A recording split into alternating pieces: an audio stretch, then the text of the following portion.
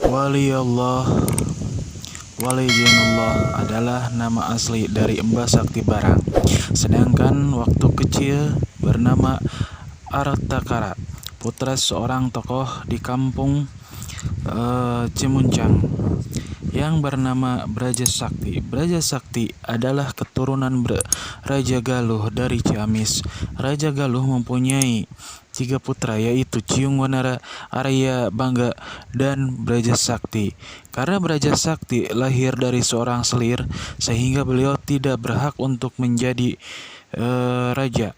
Karena Ciung Wanara dan Arya Bangga merasa ketakutan kepada Braja Sakti untuk menuntut kerajaan, maka Braja Sakti diusir oleh kedua saudaranya. Sampai akhirnya sampailah di suatu tempat yang bernama Kampung Cimuncang, Desa Kutanagara, Kecamatan Malangbong. Braja Sakti menetap di kampung tersebut.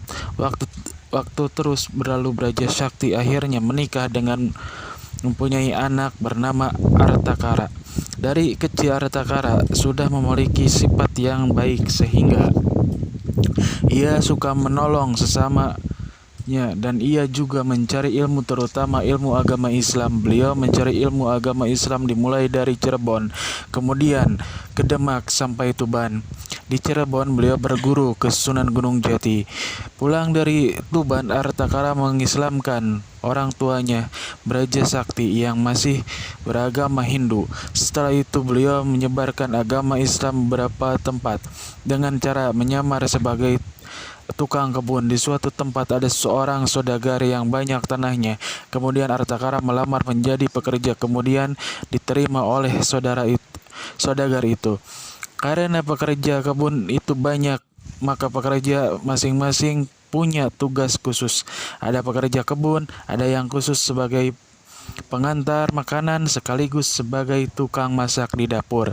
Pada suatu hari, petugas yang mengantar makanan bagi pekerja kebun itu belum datang untuk mengantar makanan sampai siang, belum juga datang sampai waktu zuhur tiba. Sampai menunggu pengantar makanan datang, Artakara mencari tempat untuk melaksanakan sholat zuhur.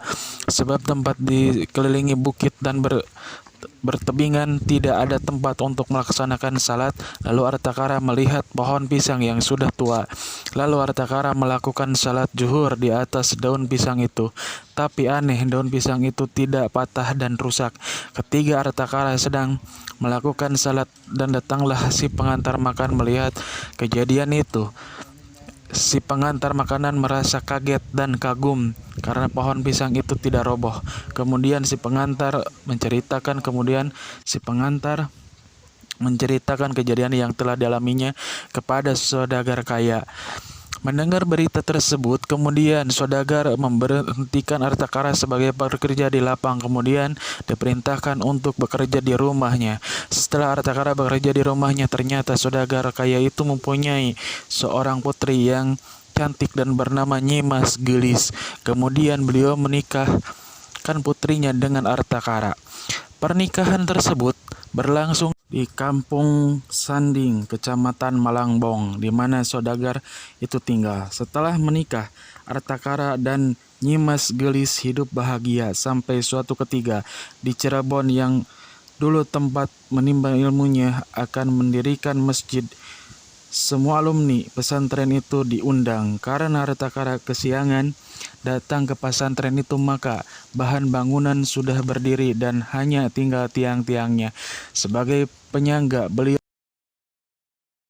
belum selesai karena bahannya sudah habis, hanya tinggal tata bekas kayu. Kemudian Artakara menyuruh pekerja yang lain untuk menyumpalkan tata itu. Dengan kesaktiannya, ilmunya, tata-tata tersebut usapnya. Dengan sekali usap, tata-tata itu berubah menjadi tiang agung berukir. Setelah peristiwa itu, Artakara diberi julukan Sakti Barang. Bahkan dalam suatu riwayat, setelah peristiwa itu Artakara sering membuat alat-alat pertanian yang terbuat dari besi atau pandai seperti golok, cangkul, atau perkakas lainnya. Sebagai pandai besi, Artakara sangat berbeda dengan pandai besi lainnya karena dalam pembuatan perkakas tersebut Artakala menipiskan besi yang telah dipanaskan hanya dengan jari-jari untuk membentuk berkakas. Maka dari itu, sejak saat itu Artakara diberi julukan Mbah Sakti Barang atau Waliullah Sakti Barang. Semoga bermanfaat.